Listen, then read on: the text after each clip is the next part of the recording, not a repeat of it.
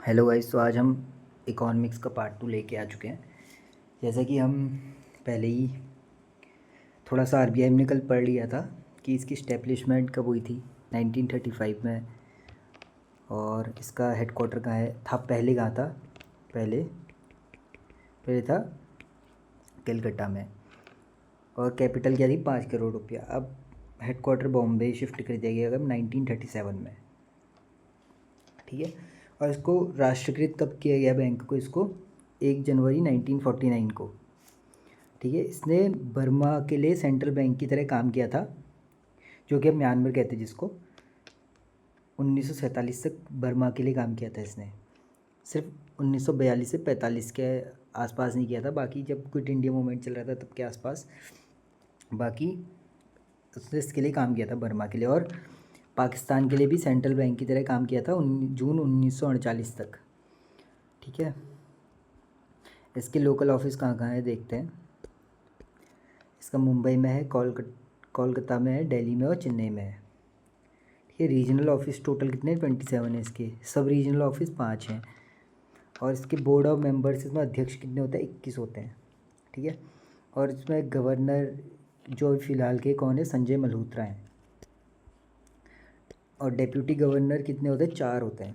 Total कितने होते हैं इसमें मेंबर, 5 होते हैं, जिनमें से एक गवर्नर होता है और 4 डेप्यूटी गवर्नर होते हैं।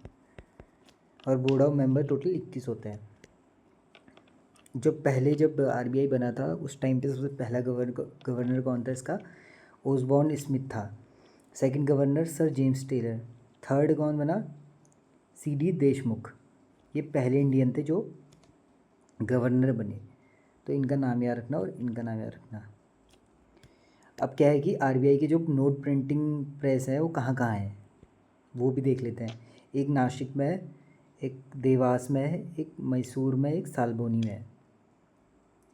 ठीक है। डब्ल्यू भी बोले तो वेस्ट बंगाल, मध्य प्रदेश, महाराष्ट्र और कर्नाटका, इन जगह पे है।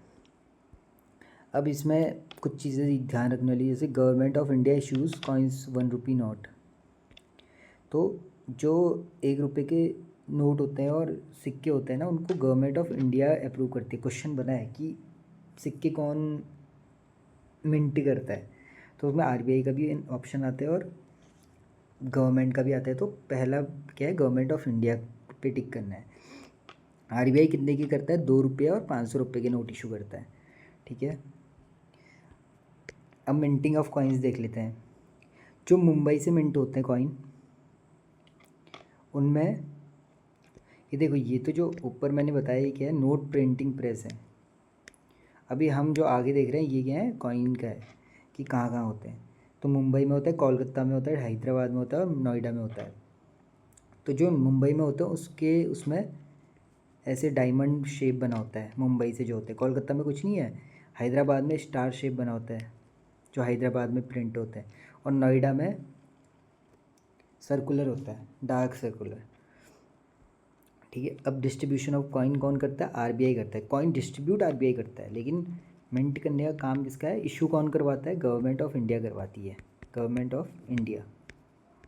ये क्वेश्चन बना है इसीलिए मैं इसको बार बार ही रिवाइज करवा रहा हूँ। अब सब्सिडियरी ऑफ आरबीआई कौन है, 5 है इसमें। डीआईसीजी है, बीआरबीएनएमपीएल है, रेबिट है, इफ्ताज है और आरबीआईएच है। कौन, reserve bank innovation hub, Indian financial tech and elite services, reserve bank information technology.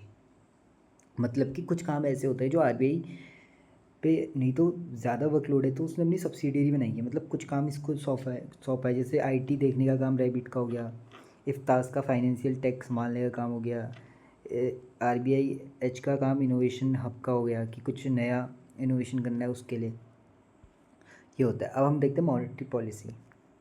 तो मॉनेटरी पॉलिसी क्या होती है, इसका ऑब्जेक्टिव क्या रहता है, to control the money supply या इन्फ्लेशन या लिक्विडिटी। मतलब कि मनी सप्लाई को कंट्रोल करना, इन्फ्लेशन जो बढ़ता है उसको कंट्रोल करना, और लिक्विडिटी मतलब मार्केट में जो पैसा होता है उसको भी कंट्रोल करना। और इसका रेगुलेटर कौन होता है, आरबीआई होता है, रेगुलेटर ऑफ मॉनेटरी पॉलिसी। अभी जो उसका सीईओ होता है मॉनेटरी पॉलिसी में, जो सीईओ रहता है वो आरबीआई का गवर्नर ही रहता है। और कौन है, श्री संजय मल्होत्रा, जो कि इसके सीईओ भी रहेंगे मॉनेटरी पॉलिसी के।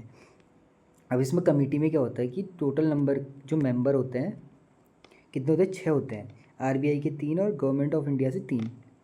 और जो इसका चेयरमैन होता है कमेटी का, जैसे कि मैंने बताया कि आरबीआई गवर्नर ही होता है, और आरबीआई गवर्नर चेयरमैन होता है, और ये वोट नहीं करते हैं जब तक कि अगर टाई होता है।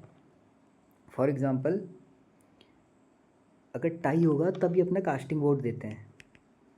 जिस साइड को अगर टाई होने वाला होगा तो उसकी साइड से जिसको जीतना होगा मतलब उसके लिए वोट करते हैं, ठीक है। अब इसका अकाउंटिंग ईयर क्या होता है, मतलब जैसे फाइनेंशियल ईयर, जैसे बजट आता है, बजट फरवरी सत्र में आता है, तो ऐसी जो आरबीआई का अकाउंटिंग ईयर होता है 1 जुलाई से 30 जून तक होता है। ये भी क्वेश्चन बना हुआ है, ठीक है। अब देखते हैं मॉनेटरी पॉलिसी चार्ट मतलब क्या क्या होते हैं। एक होता है डायरेक्ट इंस्ट्रूमेंट, एक होता है इनडायरेक्ट इंस्ट्रूमेंट, ठीक है। डायरेक्ट इंस्ट्रूमेंट के अंदर आता है सीआरआर, एसएलआर और रिफाइनेंस फैसिलिटी। सीआरआर बोले तो कैश रिजर्व रेशियो, एसएलआर बोले तो स्टैच्यूरी लिक्विडिटी रेशियो, और रिफाइनेंस फैसिलिटी को आरएफ भी बोलते हैं।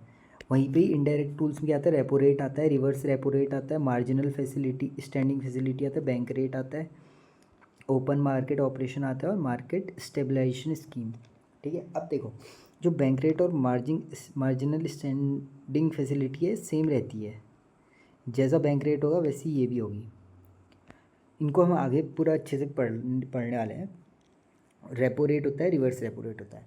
अब ये टाइम के अकॉर्डिंग चेंज होते हैं, कितने कितने परसेंटेज, 3 है 18 है, तो ये अभी चेक कर लेना कितना चल रहा है। जैसे ये मॉनेटरी पॉलिसी क्या होता है, 1 ईयर एक बार ही आती है, और हर 2 महीने में रिव्यू होता है इसका। तो ऐसा होता है कि कुछ जैसे इसमें कुछ कुछ चीज़ें ना चेंज होती रहती हैं। जैसे एसएलआर है, ये बहुत कम चेंज होता है, अभी तक 3-4 साल हो गए हैं, 18% ही है, तो ये ज़्यादा कुछ नहीं रहता है। कुछ कुछ होता है जो मार्केट के हिसाब से चेंज होते रहते हैं। अगर लिक्विडिटी ज़्यादा है तो कुछ चीज़ें आगे पीछे होंगी। जैसे फ़िलहाल अब हम पढ़ते हैं सीआरआर क्या होता है। सीआरआर जैसे हमने होता है कैश रिजर्व रेशियो, ये किस में आता है, इनडायरेक्ट इंस्ट्रूमेंट में आता है। तो क्या होता है, is a certain percentage of cash that all bank have to keep as deposits with the RBI, ठीक है। This percentage is decided by the RBI and is change from time to time by the central bank itself. इसमें क्या होता है कि कुछ पैसा, ये जैसे कोई बैंक है, ये बैंक है, ये आरबीआई है, ये मान लो एसबीआई है, तो एसबीआई ने कुछ पैसा आरबीआई में जमा करना पड़ता है, ठीक है, ताकि टाइम टू टाइम मतलब कोई टाइम होगा उसके हिसाब से इसको जमा करना पड़ता है, ताकि अगर इन फ्यूचर कोई दिक्कत हो तो ये पैसे से थोड़ा बहुत वो हो जाए। तो उसके हिसाब से ये डिसाइड करता है। जैसे 4.5% है, मतलब कि अगर 100 रुपये हैं मान लो, तो कुछ टाइम दिया होगा कि इतने टाइम में तुम्हें हर महीने, जैसे मान लो कि 4.5% तुम्हें आरबीआई में जमा करना होता है, मतलब 4.5% बोले 4.5 रुपये हर महीने जमा करना पड़ेगा, ऐसा, ठीक है। जैसे मैंने बताया आरबीआई, पीएनबी, मान लो कोई बैंक है, नहीं बैंक है, तो वो कैश के रूप में देता है इसको, डेली बेसिस पे देते थे। जैसे इसमें है ना सर्टेन टाइम, तो डेली बेसिस पे देता है 4.5%। तो अगर 100 रुपये बैंक पे आए तो 100 में से 4.5 रुपये डेली बेसिस पे किसको देंगे, आरबीआई को देंगे। तो वहीं पे अब एसएलआर आ जाते हैं, स्टैच्यूटरी लिक्विडिटी रेशियो में। ये क्या है कि इसमें बैंक को अपने पास लिक्विड एसेट्स कैश के फॉर्म में रखने पड़ते हैं, ठीक है, गोल्ड के फॉर्म में रखने पड़ते हैं, अदर सिक्योरिटीज़ के फॉर्म में। मतलब कि इसमें अभी एसएलआर कितना है, 18% है। मतलब कि अगर बाई चांस मतलब कोई ये बैंक है, ये बैंक है, इससे अपने पास में कुछ भी पैसे को या एसेट को किस में, या तो कैश के फॉर्म में रखना होगा, या गोल्ड के फॉर्म में, या अदर सिक्योरिटीज़, ठीक है। तो ये जो बैंक रहेगा इसमें 18% ही अपने पास रखता है। मतलब कि अगर 100 रुपये हैं, 100 में से अगर 4.5 रुपया तो ये डेली बेसिस पे किसको देता है, आरबीआई को देता है। उसको क्या बोलते हैं हम, सीआरआर बोलते हैं, मतलब कैश रिजर्व रेशियो। और जो इसमें से 18% होता है खुद पे ही रिजर्व करके रखता है इसको, 18% मतलब 18 रुपये इसमें से खुद को रखे रहता है डेली बेसिस पे। किस किस के फॉर्म पे, कैश के फॉर्म में, गोल्ड के फॉर्म में, और सिक्योरिटीज़ के फॉर्म में। अब देखते हैं रीफाइनेंस फैसिलिटी क्या होती है। Refinancing can also refer to the process of one loan replacing another refinancing institution, such as the NHB, NABARD provide loans to other institution then give loans to end customers. इसमें क्या होता है कि जैसे ये कोई पर्सन है, ये मैंने बनाया, इसमें ये पर्सन को चाहिए लोन, अब ये जाएगा बैंक पे। तो फॉर एग्ज़ाम्पल अगर बैंक में पैसा नहीं है तो उस टाइम पे क्या होगा कि बैंक को अगर लोन चाहिए होगा पैसा तो वो क्या करेगा, इससे एसेट लेगा और ये एसेट नाबार्ड को देगा। यहाँ पे दो प्रोसेस हो रही है, डायरेक्ट यहाँ से बैंक इसको पैसा नहीं दे रहा है, तो यहाँ पे या डायरेक्ट पर्सन सीधे नाबार्ड से लोन नहीं लेता है, मतलब कोई हमारा नाबार्ड से कोई वो नहीं है लेना देना, वो बैंक के थ्रू ही आता है, तो ये नहीं होता है। तो पहले एसेट यहाँ गया बैंक पे, बैंक ने नाबार्ड को दिया, जैसे नाबार्ड से इसीलिए लिखा है मैंने, यहाँ कुछ भी हो सकता है, कोई भी डेवलपमेंट बैंक जो मैंने कल पढ़ाए थे, एक्जिम हो गया, सिडबी हो गया और एनएचबी हो गया, इनसे भी कोई भी डेवलपमेंट बैंक। अब फॉर एग्जांपल ये पर्सन कोई फार्मर है या किसी फील्ड में चाहिए इसको एग्रीकल्चर से रिलेटेड, तो इसको बैंक से लोन चाहिए, तो बैंक में पैसा नहीं फॉर एग्जांपल, तो ये नाबार्ड से लेगी बैंक, तो नाबार्ड पहले बैंक इससे एसेट देगा और यही एसेट नाबार्ड को देगा, फिर नाबार्ड बैंक को लोन देगा और बैंक इसको लोन देगी। इसका ही मतलब क्या होता है, रिफाइनेंस फैसिलिटी। ठीक है, रिफाइनेंस बोले तो दो बारी जिसमें वो हो रहा है, क्या एसेट भी दो बारी आ रहे हैं, लोन भी दो तरीके से पास हो रहा है, एक ही बारी में डायरेक्ट नहीं जा रहा है, तो उसे रिफाइनेंस फैसिलिटी बोलते हैं। जैसे यहाँ पे नाबार्ड के एग्जांपल है, फॉर एग्जांपल जैसे कोई पर्सन है उसको अगर हाउसिंग के लिए चाहिए लोन तो वो एनएचबी के थ्रू जाएगा, या सिडबी क्या होता है, small industrial development bank of India, मतलब एमएसएमईज रहती है जो छोटी छोटी इंडस्ट्रीज़, अगर वो किसी को खोलनी है तो अगर उसको लोन चाहिए तो वो बैंक पे जाएगा, बैंक सिडबी के थ्रू उसको लोन प्रोवाइड करवाएगी, सही रिफाइनेंस फैसिलिटी बोलते हैं। ठीक है, अब आगे देखते हैं हम क्या। अब आ जाता है डायरेक्ट इंस्ट्रूमेंट में क्या क्या होता है। रेपो रेट क्या होता है, also called repurchase rate, is a rate of interest that banks pay when they borrow money from the Reserve Bank of India. ठीक है, इसमें क्या होता है कि कोई भी बैंक होता है वो अगर किसी आरबीआई से पैसे लेता है, बोरो करता है मनी, तो कुछ इंटरेस्ट जो देना पड़ता है उसको रिजर्व बैंक को, उसे ही हम रेपो रेट बोलते हैं। जिसमें क्या होता है, जैसे अगर मान लो कि 100 रुपये अगर आरबीआई ने किसी उसको दिया है, क्या किसी बैंक को दिया है, उसमें अगर मान लो कि 3.5% का इंटरेस्ट चल रहा है, रेपो रेट जो चल रहा होगा, तो उस पर उसको इंटरेस्ट इतना देना पड़ेगा। तो रेपो रेट क्या होता है, उसकी अवधि भी होती है 0 से 90 दिन में पैसा वापस करना पड़ता है, 0 से 90 दिन के अंदर अंदर पैसा वापस करना पड़ता है। ठीक है, फिर क्या होता है, फॉर एग्जांपल अगर नहीं कर पाया तो क्या होगा, तो अगर वो पैसा नहीं कर पाया वापस तो पीआर आ जाता है, फिर बैंक रेट लग जाता है। तो उसमें क्या होता है कि जो अमाउंट होगा उसमें ही उसको प्रिंसिपल तो देना ही पड़ेगा, सेम ही है प्रिंसिपल प्लस, लेकिन यहाँ पे अमाउंट फिर ना बीआर के हिसाब से डिसाइड होगा। अगर बीआर मान लो 4% चल रहा है तो 4% पे उसको लोन देना पड़ेगा, मतलब सॉरी इंटरेस्ट चुकाना पड़ेगा आरबीआई को। इसमें भी क्या कंडीशन रहेगी, फॉर एग्जांपल जैसे कोई बैंक है, ये आरबीआई ये बैंक है, ठीक है, आरबीआई ने इसको पैसे दिए, ठीक है, इसने कोई सिक्योरिटी तो देगा ही देगा, साफ सी बात है। अब जैसे मान लो कि 0 से 90 दिन तक तो इस पर लगा रिवर्स रेपो रेट लगा। अब फॉर एग्जांपल क्या होता है, बीआर में 90 से लेकर एक साल के अंदर मतलब 365 दिन तक का 64 दिन तक के लिए अब इस पर बीआर लगेगा। ठीक है, बैंक रेट लगेगा इस वाले पे जो 90 से 364 दिन है। तो इसको अगर फॉर एग्जांपल इस पर 200 दिन के बाद पैसे वापस आ गए तो क्या हो जाएगा, 90 से 200 दिन तक इस पर क्या 4% का इंटरेस्ट लगेगा, और 0 से 90 दिन में 3.5, जो 0 से 90 दिन का लगेगा ये रेपो रेट में आ जाएगा, और जो 90 से 200 दिन में आ जाएगा ये बैंक रेट में आ जाएगा। ठीक है, ये होता है।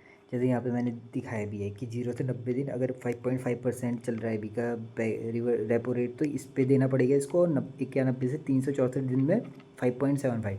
यहाँ पे 364 दिन नहीं, कभी भी अगर 200 दिन के अंदर भी आ गया उस पर अगर वो देगा तो इतने % उसको इंटरेस्ट देना पड़ेगा आरबीआई को। अब देखते हैं reverse repo rate. Reverse repo rate में क्या होता है कि interest rate that banks get when they park their surplus funds with the RBI. अगर इसमें क्या होता है कि कोई भी अगर ये बैंक है, ये आरबीआई है, बैंक अपना लिक्विडिटी आरबीआई को दे रहा है, मतलब कि आरबीआई को पैसा दे रहा है, तो यहाँ पे कुछ रहते हैं क्या, पर इंटरेस्ट रहता है जो आरबीआई इनको देती है, लेकिन आरबीआई हमेशा अपना तो लॉस करेगी नहीं। तो इसीलिए देखो रेपो रेट में क्या होता है, यहाँ समझ रहे हैं, रेपो रेट में क्या होता है कि बैंक को आरबीआई देता है पैसा, बैंक को आरबीआई देता है पैसा, जबकि रिवर्स रेपो रेट में क्या होता है, आरबीआई को बैंक देता है पैसा। तो अब जहाँ पे आरबीआई को बैंक पैसा दे रहा होगा वहाँ पे इंटरेस्ट भी कम होगा, इसीलिए क्या repo rate is greater than reverse repo rate, क्योंकि रिवर्स रेपो रेट में बैंक आरबीआई को दे रहा है, रेपो रेट में आरबीआई बैंक को दे रहा है, इसीलिए ये होगा। इसमें एक क्वेश्चन बना था एग्ज़ाम में, वो बनता है क्या कि रिवर्स रेपो रेट अगर बढ़ गया तो मार्केट में इन्फ्लेशन आएगा, लिक्विडिटी ज़्यादा होगी या लिक्विडिटी कम होगी, बताना था इसमें। तो क्या होगा कि अगर फॉर एग्ज़ाम्पल अगर रिवर्स रेपो रेट अगर 50 बीपीएस 100 बीपीएस से बढ़ा दिया, 50 बीपीएस से बढ़ा दिया, ज़्यादा बढ़ता नहीं है ऐसे, 50 बीपीएस से बढ़ा दिया, तो क्या होगा कि जैसे अभी चल रहा है 3.5% मान लो, ठीक है, अगर रिवर्स रेट 50 बीपीएस बढ़ा दिया मतलब 0.5% बढ़ा दिया, ठीक है, 0.5% बढ़ा तो कितना हो गया, 4% हो गया है। 50 बीपीएस मतलब 0.5, मतलब 100 बीपीएस इक्वल टू 1% होता है ना, तो 50 बीपीएस कितना हो गया, 0.5% हो गया, तो 4% हो गया क्या, ये हट गया था, एक बारी फिर देख लेते हैं। तो मैंने ये बताया कि आप क्या कि अगर फॉर एग्जांपल यहाँ पे 3.5 से 50 बीपीएस बढ़ा दिया मतलब 4%, तो क्या होगा कि इसमें क्वेश्चन क्या बना था, मैंने बोला कि अगर रिवर्स रेपो रेट बढ़ता है तो क्या होगा, मार्केट में लिक्विडिटी बढ़ेगी, घटेगी या इन्फ्लेशन आएगा, क्या होता है। तो देखो अगर 4% हुआ तो क्या होगा, इंटरेस्ट रेट बैंक को ज़्यादा मिलने लग जाएगा, मतलब जो आरबीआई को बैंक पैसा देगा उस पर इंटरेस्ट बैंक को ज़्यादा मिलेगा, तो बैंक पब्लिक को भी इंटरेस्ट ज़्यादा प्रोवाइड करवाएगी, तो पब्लिक पैसा अपना बैंक में जमा जमा करना शुरू करेगी, तो उससे क्या होगा कि मार्केट में जो लिक्विडिटी होगी, पैसे का जो लेन देन है वो डायरेक्टली ऐसे मार्केट में पैसा कम हो जाएगा।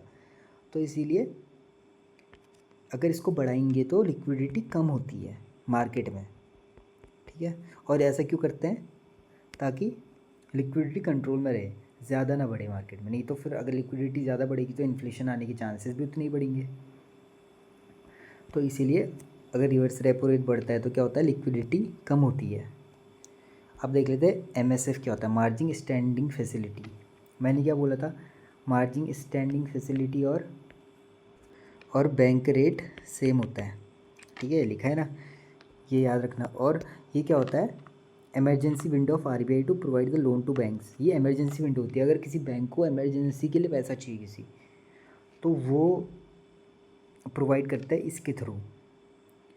तो इसमें क्या होता है कि 24 आवर के अंदर, 24 आवर के अंदर या एक दिन के अंदर या एक ओवरनाइट के अंदर, सेम ही है तीनों बात, इसके अंदर इनको पैसा आरबीआई को वापस लौटाना पड़ता है। अगर फॉर एग्जाम्पल किसी बैंक को एक बहुत इमरजेंसी आ गई, उसको पैसा चाहिए तो एमएसएफ के थ्रू मिलेगा उसको, लेकिन उसके लिए कंडीशन क्या है, इसको 24 घंटे के अंदर अंदर लौटाना पड़ेगा। अब इसमें क्या होता है, this rate is usually 25 basis points higher than the repo rate, repo rate से 25 बेसिस पॉइंट ज़्यादा होता है, मतलब कि जैसे 100 बीपीएस इक्वल टू कितना 1% चल रहा है, 1% होता है, तो 25 बेसिस पॉइंट बोले तो 25 बीपीएस इक्वल टू 0.25% इतना बढ़ता है इसमें। तो अगर रेपो रेट 5.5% है तो इसमें 5.25 पड़ के 5.75 हो जाएगा, और इतना ही बैंक रेट भी होता है, सेम होता है, B R equal to M S F, इसलिए सेम होता है। हमेशा 25 बेसिस पॉइंट ज़्यादा ही रहता है बी आर बी और एम एस एफ बी, किससे, रेपो रेट से। अब आगे देखते हैं क्या, देखो ये लिखा भी basis point 100 B P S equal to 1%, 25 0.25, 50 0.5, अगर 100 ही होता है उससे ज़्यादा कभी बढ़ा नहीं सकते, 400 500 ऐसे कभी नहीं होता है बीपीएस, बढ़ता नहीं है, क्योंकि इससे फिर रेपुटेशन पूरी ख़राब हो जाती है जो भी ऐसा करता है। तो इसीलिए 100 तक मैक्सिमम वैसे इंडिया में 50 तक ही घूमता है, 25 50 बीपीएस के आसपास, ज़्यादा चेंजेस नहीं आते। अब देखते हैं लिक्विडिटी एडजस्टमेंट फैसिलिटी, LAF क्या होता है? Is a monetary policy tool used by the RBI। It helps bank to meet liquidity shortages और टू डिपॉजिट एक्सेस फंड। ठीक है, इसमें क्या होता है कि ये बैंक को लिक्विडिटी शॉर्टेज से हेल्प करवाता है। ठीक है, इसमें क्या होता है कि सिस्टम एडजस्ट करता है जैसी मार्केट में नीड होगी, मतलब ये कंट्रोल, मतलब मनी को कंट्रोल करना है, उसके हिसाब से LAF को लाया गया है RBI के द्वारा। ठीक है, अब आ जाते हैं ओपन मार्केट ऑपरेशन में। ये क्या होता है? इसको गिल्ट एज मार्केट भी बोलते हैं, जो कि RBI द्वारा रन कराई जाती है। ठीक है, ये क्या होती है? It means buying and selling of government securities and treasury bills bye the central bank of a country. इसमें क्या होता है कि बेचा और खरीदा जाता है किसको? गवर्नमेंट की सिक्योरिटीज़ जो RBI देता है, लेकिन उसमें भी सिर्फ कितने महीने का होता है? कुछ होते हैं 90 दिन के, कुछ 90 दिन के लिए होता है, देता है सिक्योरिटीज़ को, कुछ देता है 1 साल के लिए, मैक्सिमम 1 साल तक के लिए होती है सिक्योरिटीज़ जो RBI के थ्रू लेते हैं। अब ट्रेजरी बिल्स भी यही होता है कि एक ट्रेजरी बिल्स का अमाउंट क्या है? 25,000 रुपये अभी, तो उसको RBI से कोई भी नॉर्मल आदमी, आम आदमी भी खरीद सकता है, और उस पर ये लोग इंटरेस्ट प्रोवाइड करवाते हैं और ये लोग RBI से ख़रीदते हैं, तो उसको ये ओपन मार्केट ऑपरेशन कहते हैं। तो ये स्टॉक मार्केट से जुड़ा हुआ नहीं है, ये RBI चलाती है इसको, ओपन मार्केट ऑपरेशन को। ठीक है, इसमें ट्रेजरी बिल्स और गवर्नमेंट सिक्योरिटीज़ होते हैं। क्वेश्चन का ये इंपॉर्टेंट है कि क्या होता है इसमें? बाइंग और सेलिंग होती है गवर्नमेंट सिक्योरिटीज़ की और ट्रेजरी बिल्स की। ठीक है, मैक्सिमम 1 साल तक। ठीक है, मैक्सिमम 1 साल तक कोई इंसान इसको रख सकता है, ट्रेजरी बिल्स को, और इंटरेस्ट रेट एज पर RBI डिसाइड होता है। अब देखते हैं मार्केट स्टेबलाइजेशन स्कीम, ये RBI ने 2004 में लॉन्च करी थी। इसका ऑब्जेक्टिव क्या है? Withdraw excess money supply from the system by selling securities. ये भी सेम वही करता है, मार्केट स्टेबलाइजेशन स्कीम, मतलब कि मार्केट को स्टेबल रखना है। अगर पैसा ज़्यादा हो गया मार्केट में तो इसको सिक्योरिटीज़ बेचता है, कोई इंसान होगा उस पर पैसा होगा ना, तो पैसा देगा RBI को, तो उससे ले लेगा सिक्योरिटी, तो उससे क्या होगा?